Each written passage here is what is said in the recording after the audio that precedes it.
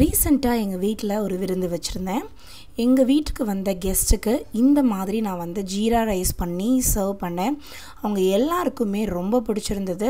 So இன்னைக்கு அந்த ஸ்பெஷலான ரெசிபி தான் உங்களோட ஷேர் பண்ணிக்க போகிறேன். உங்கள் வீட்டில் ஒரு ஸ்பெஷல் அக்கேஷன் இருக்குது, ஏதாவது ஒரு ஸ்பெஷலான டே, இல்லை உங்கள் வீட்டுக்கு கெஸ்ட்டு வராங்க அப்படின்னா கண்டிப்பாக இந்த மாதிரி ஜீரா ரைஸ் பண்ணி பாருங்கள். ரொம்ப டேஸ்டியாக இருக்கும், அட்டகாசமாகவும் இருக்கும், ரொம்ப சிம்பிளாகவும் நம்மளால் வந்து பண்ணிட முடியும். இந்த ஜீரா ரைஸ் வந்து பார்த்திங்கன்னா dal, chicken kurma, mutton kurma, veg kurma இது எல்லாத்தோடையுமே ஒரு சூப்பரான காம்பினேஷனில் இருக்கும். சூப்பரான லஞ்ச் காம்போவாகவும் இருக்கும். வாங்க இந்த ஸ்பெஷல் ரெசிபி ஜீரா ரைஸை எப்படி செய்கிறதுன்னு செஞ்சு காமிச்சிடுறேன். ஹாய் ஃப்ரெண்ட்ஸ், நான் உங்கள் ஜுபைதா ஜாக்ஸ் கிச்சன்லேருந்து. இது உங்களுக்கான சேனல் நமது மொழியில். ஸோ ஜீரா ரைஸ் பண்ணுறதுக்கு ஃபஸ்ட்டு பாஸ்மதி ரைஸ் எடுத்திருக்கேன். நான் வந்து இன்றைக்கி பாஸ்மதி ரைஸில் தான் பண்ணுறேன். உங்கள்கிட்ட வீட்டில் எந்த அரிசி நார்மலாக நீங்கள் வந்து யூஸ் பண்ணுவீங்களோ அந்த அரிசி எல்லாத்துலேயுமே நீங்கள் வந்து பண்ண முடியும். ஸோ பாஸ்மதி ரைஸ் வந்து ஒரு கிளாஸ் வந்து நான் அளந்து எடுத்திருக்கேன். இப்போ நம்ம அளந்த அரிசியை வந்து நல்லா வாஷ் பண்ணிடலாம். நல்லா கையை வச்சு அழுத்தி 2 தண்ணி 3 தண்ணிக்கு நல்லா வாஷ் பண்ணி எடுத்துக்கோங்க. இப்போது நல்லா அரிசியை வந்து கழுவி எடுத்துகிட்டு வந்தாச்சு. இதில் நல்லா அரிசி முழுகிற அளவுக்கு தண்ணி ஊற்றிட்டு ஒரு 20 நிமிஷத்துக்கு ஊற வச்சு எடுத்துக்கலாம். ஒரு 20 மினிட்ஸ் ஊறி ரெடியாக இருக்குது. ஸோ இங்கே ஒரு பொங்கப்பானை எடுத்து வச்சுருக்கேன். இப்போ இதில் வந்து பார்த்திங்கன்னா தேவையான அளவு தண்ணி ஊற்றிக்கிறேன். ஏன்னா இதில் வந்து தம் பண்ண போகிறதில்ல, அரிசியை வந்து வடிக்க தான் போகிறேன். அதனால் தண்ணி அளவுன்றது வந்து பார்த்திங்கன்னா நல்லா அதிகமாகவே வச்சுக்கலாம். இப்போ தேவையான அளவு தண்ணி ஊற்றிட்டு இதில் ஒரே ஒரு பிரியாணி இலை, சுவைக்கேற்ப உப்பு. இந்த பிரியாணி இலை வந்து பார்த்திங்கன்னா நல்ல ஒரு மனம் கொடுக்கும் இந்த ஜீரா ரைஸுக்கு. அதனால் வேக போடும் போதே நம்ம இதை வந்து சேர்த்துக்கிட்டோம் அப்படின்னா அந்த ஒரு ரைஸ்லேயுமே வந்து பார்த்திங்கன்னா நல்ல ஒரு கரம் மசாலா வாடை வந்து ஏறி இருக்கும். இப்போ இது எல்லாத்தையுமே வந்து கொதிக்க விட்டுடலாம். நல்லா கொதித்ததுக்கப்புறம் ஸ்லோவில் வச்சு இதை நல்லா வேக வச்சு எடுத்துக்கலாம்.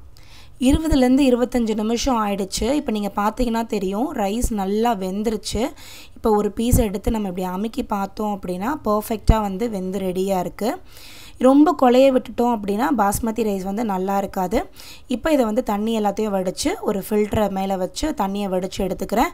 ஸோ ரைஸ் தனியாக நம்மளுக்கு, அந்த வடித்த கஞ்சி தனியாக நம்மளுக்கு வந்து கிடச்சிடும். இப்போ கொஞ்சம் இதை லைட்டாக இந்த மாதிரி சரிச்சு விட்டுடலாம். அந்த மேலே இருக்க ஆவியெல்லாம் நல்லா நம்மளுக்கு போயிடும். இப்போ நான் இங்கே ஒரு ஹெவி பாட்டம் கடாய் வச்சுருக்கேன்.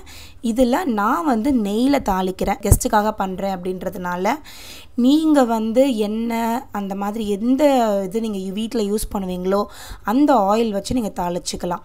அடுத்ததில் 1/2 டீஸ்பூன் சீரகம், அப்புறம் நம்ம வடித்து வச்சுருந்த சாதம், கொத்தமல்லி தழை, ஃப்ரைட் ஆனியன் போட்டு இதை அப்படியே கலந்து விட்டுட்டோம் அப்படின்னா சூப்பரான ஜீரா ரைஸ் ரெடி.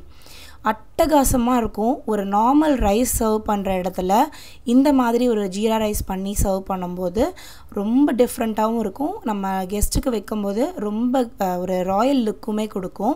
இந்த ஜீரா ரைஸை பொறுத்த வரைக்கும் அந்த ஃப்ரைட் ஆனியன் பண்ணுறது மட்டும்தான் உங்களுக்கு ஒரு எக்ஸஸான ஒர்க். மற்றபடி இது ரொம்ப சிம்பிளாகவே நம்மளால் பண்ணிட முடியும். ஃப்ரைட் ஆனியனுமே வந்து பார்த்திங்கன்னா இந்த ஜீரா ரைஸில் ஒரு மைல்டான ஸ்வீட்னஸ் கொடுக்கும். அதுவுமே வந்து பார்த்திங்கன்னா இந்த ஜீரா ரைஸோடைய ஃப்ளேவரை ரொம்பவே என்ஹான்ஸ் பண்ணும். நான் முதலே சொன்ன மாதிரி ஜீரா ரைஸை வந்து நான் இன்றைக்கி தாலோட சர்வ் பண்ணியிருக்கேன். நீங்கள் chicken kurma, mutton kurma, veg kurma, dal tadka, dal fry இந்த மாதிரி எதோட வேணாலும் இந்த ஜீரா ரைஸை உங்களால் சர்வ் பண்ண முடியும்.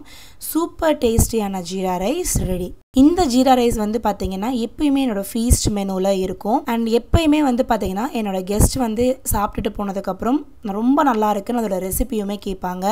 செய்கிறது ரொம்பவே ஈஸி தான். நம்ம ப்ரெசென்ட் பண்ணுற விதத்தில் அதோடைய டேஸ்ட் அண்ட் லுக் மாறுது. நீங்களும் இதே மாதிரி ட்ரை பண்ணி பார்த்துட்டு எப்படி வந்திருக்குன்றதை எனக்கு மறக்காமல் கமெண்ட் செக்ஷனில் சொல்லுங்கள்.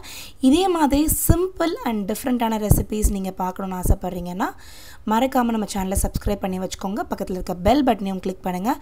நீங்கள் ட்ரை பண்ணுற ரெசிபீஸை ஃபோட்டோ எடுத்து இன்ஸ்டாகிராமில் ஜாக்ஸ் கிச்சன் அப்படின்ற என்னோடய பேஜில் நீங்கள் ஷேர் பண்ணலாம். நீங்கள் ஷேர் பண்ணுற ஃபோட்டோஸை பார்க்குறதுக்காக நான் வெயிட் பண்ணிகிட்ருப்பேன். நான் உங்களை அடுத்த வீடியோவில் சந்திக்கிறேன். அது வரைக்கும் பாய் பாய்.